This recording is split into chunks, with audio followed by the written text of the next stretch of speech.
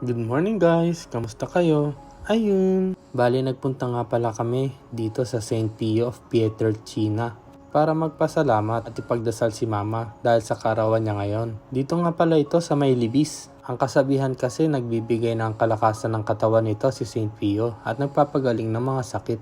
Kaya madalas kami yan dito para mailapit ng aming mga magulang. Masyado kasing malayo yung Bulacan o lalo na yung Batangas. Buti na nga lang at meron dito sa Libis at napakaganda nitong simbahan na ito. Sobrang daming rosaryo. O siya, tatahimik muna ako at enjoy nyo ang ganda ng St. Pio, Pietrelcina.